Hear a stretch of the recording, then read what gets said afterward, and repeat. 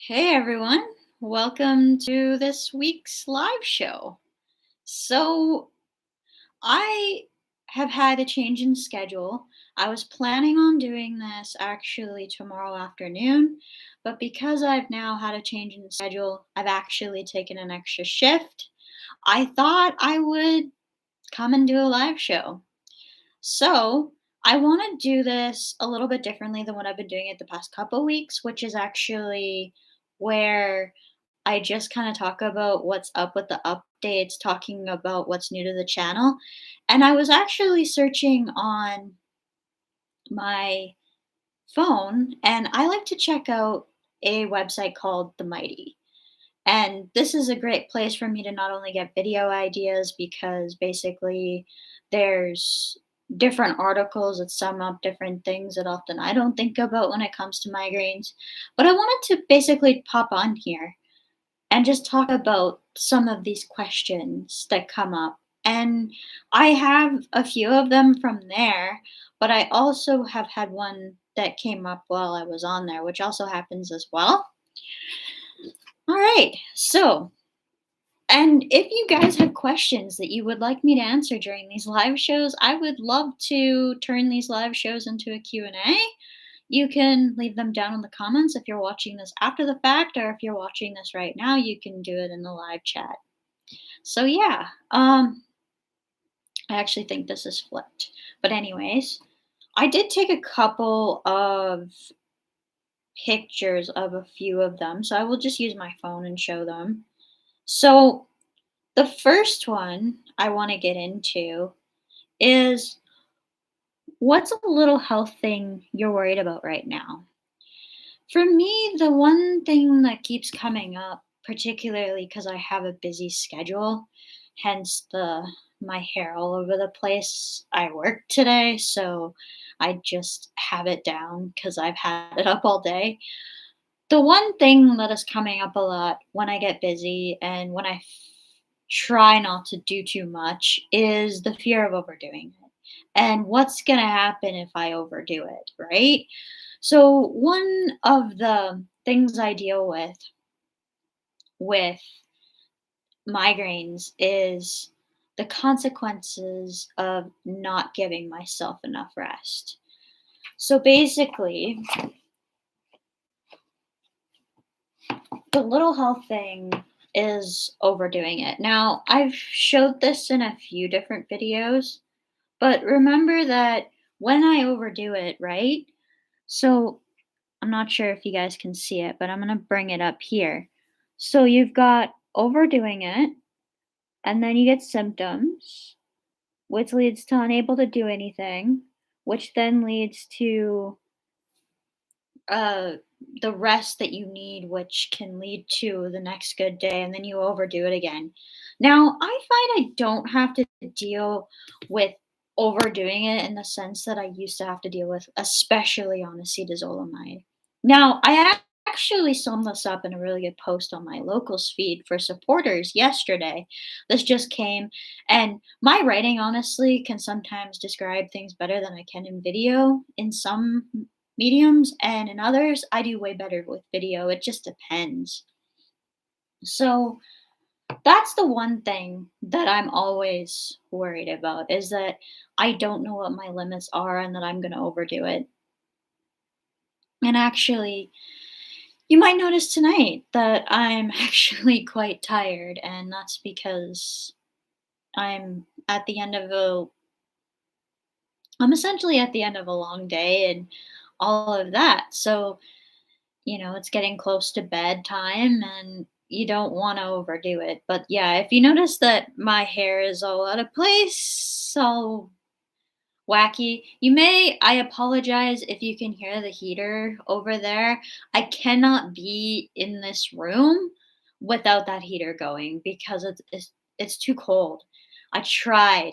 I tried really hard. And even then I'm wearing a sweater right now, but it's just because I'm not under a blanket. So yeah, which by the way, I brought this down because yeah, I like to be comfortable. Anyways, so yeah, that's one of the things I wanted to talk about is we always have a fear with regards to something with our illness. Sometimes it's overdoing it. Sometimes it's you have something planned down the future and you don't know whether you're going to be able to attend that. I know that's one of the biggest perks of being on the Aimovig for me is that I can actually somewhat have a schedule now. Very rarely am I not able to function at all that I have to miss events with family or friends because I'm not able to basically attend them because, I'm struggling with the way I'm feeling. That's one of the things I love about the Aimovig is that it's allowed me to have a schedule again.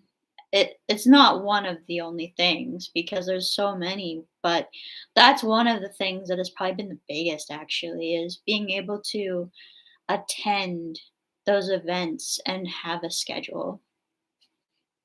Okay, let's get into the next one. So, I'm not sure if I took a picture for all of these, but so the next one is what has helped you accept your health condition? Acceptance with IIH and migraines took me months, and I think I went through the whole process. So the denial, anger, um, and all of that, like the grieving process. I can't even think anymore about what the other ones are. But acceptance is generally where you end up in the end. And what allowed me to accept this was both time and just the frustration of not being able to live a normal life. So it was having normal flipped on its head. So kind of like what we had because of COVID, how we all got really, really frustrated because, well, we just want life back to the way it was in 2019. I think we all have that even now. And it's a very similar thing when you go through IH and migraines. It's a very similar thing when you have to go through a grieving process. When I was diagnosed, I dealt with the same. Nice. Yeah, I think we kind of all go through. So, Melody here says, when I was diagnosed, I dealt with the same. I kind of ignored the reality while moving through all the medical hoops. Yeah, I feel that. I remember when I was going through my diagnosis, it was a lot. And it wasn't just a lot physically. There was so much mentally and emotionally as well. So, like, one of the doctors I often talk about, and I actually follow her on Twitter, and it was a really exciting thing when she followed me back. Her name is Dr. Rachel Zoffness, and she talks about there being kind of a triad to chronic pain and all of that. So you have the biological components, but you also have the psychological and social components to your chronic illness or chronic pain as well. It applies to both. I think it applies to almost anything actually.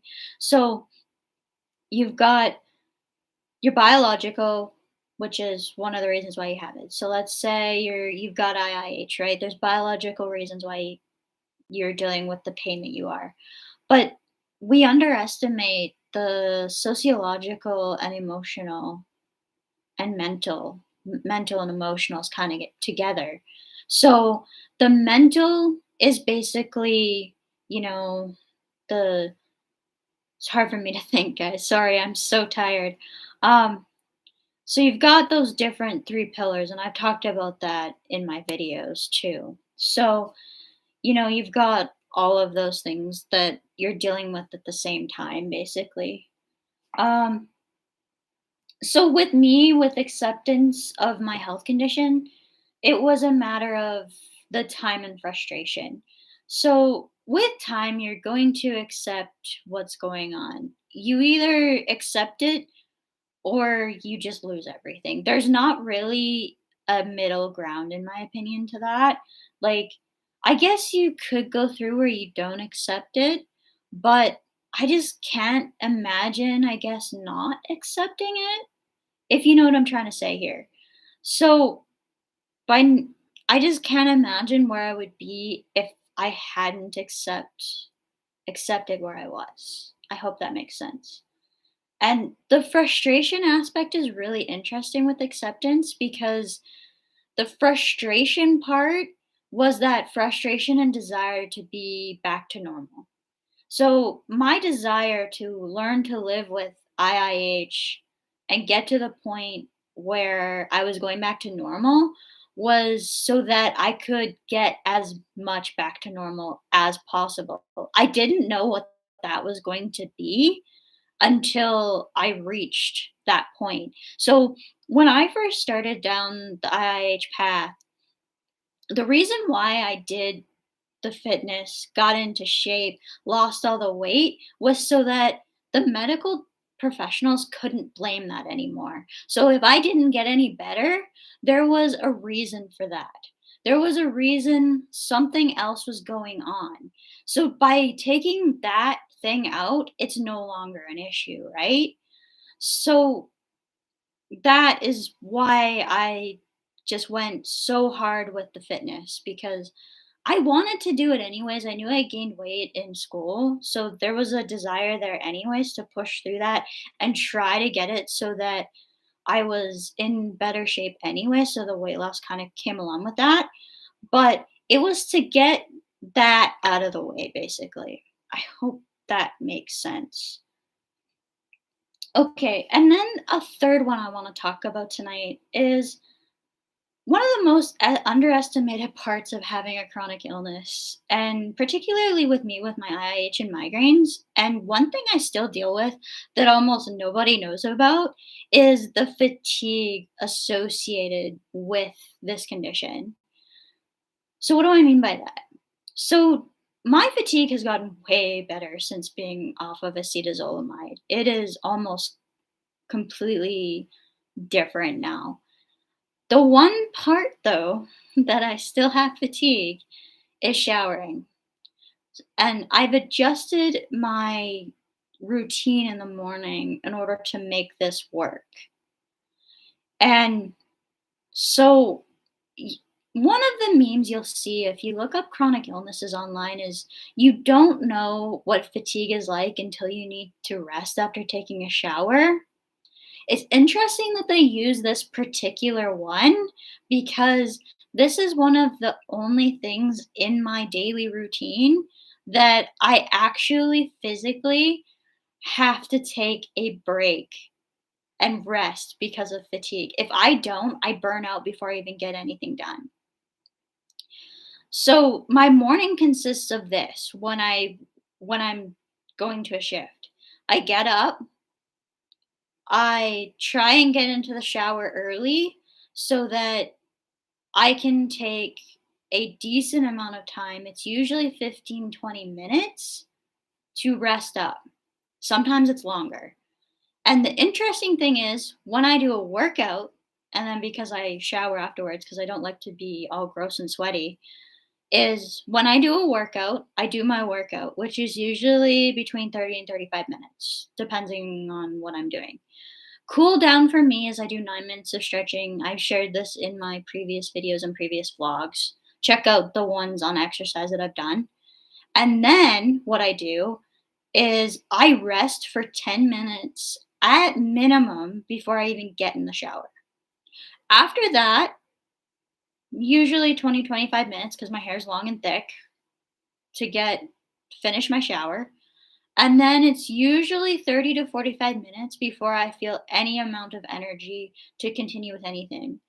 So by the time that's all done, I can have finished a workout, let's say by 9:30, but I'm not actually ready to do anything for another hour because of needing all of that rest, right? This is one thing I don't really talk about. I mean, I can in my routine work so that I'm ready in an hour, but unless I get that rest, I'm risking running through all of my energy for the day. And it's not something I mention all that often. It's not something that I bring up all that often, but it's true. And actually, also, so another thing about rest and fatigue is that when I'm doing a shift, my hour breaks and my 15-minute breaks, I'm making sure I'm sitting down and I'm resting so that I am not risking burning out. And even then, still, there are some days where I get home and I'm just completely wiped. And tonight's one of those. So, again, I apologize if I'm quite exhausted or look quite exhausted. I don't know what it looks like with the ring light. But, you know, it's a really big thing to deal with the fatigue. And it's not something I often talk about because, you'll just hear the constant, oh, well, everyone gets tired sometimes. Fatigue and tiredness are two totally different things, right? They're two totally different issues. So, a common example you'll see, right? When you're tired, you can recover from that being tired. When you're fatigued, you never truly do recover from that. So, when you're tired, you know, I will often say, "Oh, I'm feeling quite tired." It's a very natural thing to do. "Oh, I'm tired. I'm at the end of my shift. Of course I'm going to be tired." The fatigue, on the other hand, is that constant feeling of being exhausted. And yes, agree, Melody, the fatigue is definitely a different beast. I think actually the Mighty YouTube channel has a really good comparison between a lot of different things, but one of them that they do is the difference between fatigue and being tired. Another one is headache and migraine, I believe that they do on there, but the fatigue and being tired is a really good one too because it really illustrates that emphasis between don't ever say to someone with chronic fatigue or dealing with fatigue because of an underlying medical condition that they're tired because you're not dealing with the same comparison. It's like comparing how you feel after running a marathon compared to running a sprint, in my opinion. So, like, a marathon takes so much more consistency compared to an actual sprint where you just need to be at it for that amount of time. I don't know. That's maybe not the best comparison, but it's what I came up with in the moment. So, you know. But that was basically the three things that I found that really stuck out to me. Um, Basically, just there's a lot of questions that people have about what it's like living with these conditions, and it's not one of the things that I often struggle with actually is really communicating with people in a way that doesn't feel almost degrading when I'm talking to them about the situation. Like, as much an open as I am about what it's like living with migraines on my platform, because that's what I do, when I'm in another situation, I'm actually quite reserved about it. Like, I don't like to share what that's like. And I don't know if it's due to stigma or if I feel like it's just not appropriate, but it just seems like there's a freedom that I have when I'm on my platforms compared to the freedom I have in being accepted by the public. Like, it's really weird because when people are clicking on a video, usually that they have some interest in it, whether they have a family member that is going through something, so they want to learn more, which is less likely, or more likely that they actually are trying to understand more because they've been diagnosed with it themselves. And some of my most consistent comments are, "Thank you for this video. I've been just newly diagnosed with IIH and I didn't know where to start." I'm just like, "That's great. I'm glad you found the channel. That's what YouTube is for. That's why the search algorithm is so good on this particular platform." As much as I like to complain about different things on YouTube, the search platform is really, really good on this platform. So yeah. Um yes. Yes, big one, Melody. I love that. I don't want sympathy, I want understanding. Yes, that's a big thing, and people often give you sympathy or some type of trying to empathize with you, but they don't try to understand the situation. And I get it in a way because it can be hard when you don't really have something to compare it to. So, like, they may have dealt with headaches, whether it be from congested sinuses, tension headaches, or something like that. But that's nothing compared to a migraine or IIH headache. So, it may be a lack of, well, I can't really relate to this situation. But for those, the reason why I often will quote migraines with others is because the population has such a higher amount of migraines than they do anything else. Like IIH is fairly rare, but it's got similar symptoms to migraines. Meanwhile, the migraines themselves, people are like, "Oh yeah, like I know someone in my life with this." But do you really people don't really understand. And you can tell they don't understand because look at the issues we're having with these medications, right? So look at the fight I've had with getting Aimovig approved. Look at the issues that I've had with just getting this medication covered that basically keeps me at work. Like it's a very ironic what I call positive feedback loops. So we often have feedback loops in biochemistry. One of them is called a positive feedback loop because one pathway leads in directly into another, which leads back into that pathway. It's not always actually a positive thing, and in this case, it's not a positive thing, but it's feeding back into one another, right?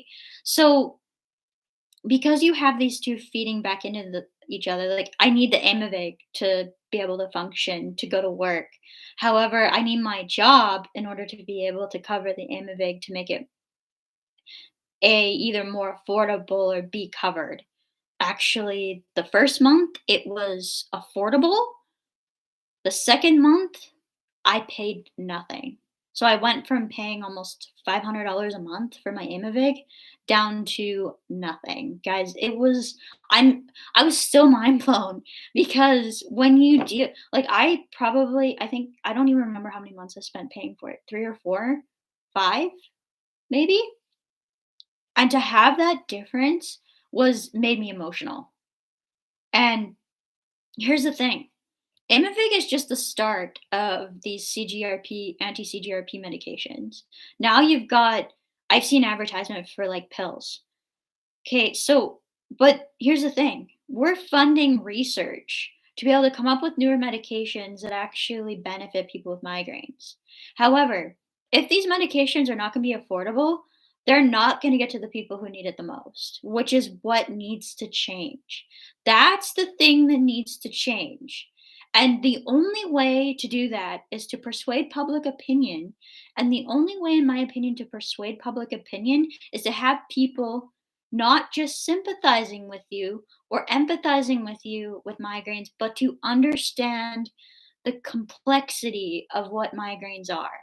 Now, the reason why I think CGRP is important for people with IIH is because studies have shown a benefit with Aimovig for people with IIH. And my hypothesis still is that there's something to do with oversensitization to CGRP. It makes sense to me based upon my degree, which is in biochemistry, for those of you who are new. But so I've studied a little bit of this and it would make sense logically, but it also makes sense from going from episodic to chronic migraine, which is common. So you start off with just, a few migraines, and then if you leave it untreated, for some reason it sensitizes even more to CGRP, and then you end up with chronic migraine. Like going from episodic to chronic migraine is actually quite common. So for those of you who aren't familiar with the terms, chronic migraines are described as you have a certain amount of migraine days per month for so many months, and they have to be debilitating to a certain point. You can find a definition online basically, but there's a specific definition. But a lot of people go from episodic to chronic migraine and they don't really know why. But if Aimovig is helping them either reduce migraine days or almost completely eliminate what it's done for me, there's got to be something to do with the CGRP that's going on there because that's the biological. Now, I also think there's the sociological and like the psycho and social upon with that. So if you're able to get Aimovig, and let's say you can attend 2 or 3 more events a month, or even 1 or 2, where you're able to get out with family and friends. That's a huge morale and a huge confidence boost for a lot of us. So, like, missing events with people you love is one of the hardest things with this condition, and just being able to do a few of the things that you couldn't before can be a huge boost, a huge confidence boost. Now, I I credit my Aimovig, but you'll see me credit meditation as well. I'm not gonna get into meditation because I just wanna focus on, like, the medication aspect in this particular live, but if you can get the psychological where you're feeling better because you feel like your migraines are under better control in the medication, that's gonna lead to leaps and bounds as well, so that you got that triad again. So, it makes a lot of sense to me that it would be beneficial in multiple ways. I may spend a bit of time in another video talking about meditation and how I think it's affected that particular balance too, because I think the Aimovig and the meditation are the two biggest things that I've done. I think those are the two biggest factors. And number one, because I do feel like stress is majorly basically a major impact in migraine management, and with having a consistent meditation practice I've been able to find a way to manage my stress and anxiety, which is huge. It also helps with so many other things as well, but it the stress is a big one, and not worrying about things in the future too is also pretty big. So that's, I think, everything though that I wanted to talk about today. I know it's kind of late and all of that. Thank you to those of you who joined me today in the live chat and in participating live. I will try and maybe do these more at night when people are actually at home. It's just hard because if I'm working or doing other things, it's very, very difficult to have the energy at this time of night. Like, I'm in bed at 9 usually. So, it's 8:20 right now where I am. So, yeah. But anyways, guys, I think that's it for this one. If you guys have any questions or anything you want me to cover in a future video, feel free to leave it either down below in the comments, or you can feel free to email me, or if you're on locals, you can message me because that's a thing you can do on that platform. It's the only one where I actually will listen, or I guess read the messages. That's the way it works. But yeah, I'm hoping to get actually this video up to Facebook and locals and Instagram as well at a later date. Hopefully, maybe even tomorrow. We'll see. Ah, nose is itchy. But other than that, I think that's it for this one, guys. Thanks for joining me. I hope to see you next week. Guess it'll depend on my schedule. Bye for now.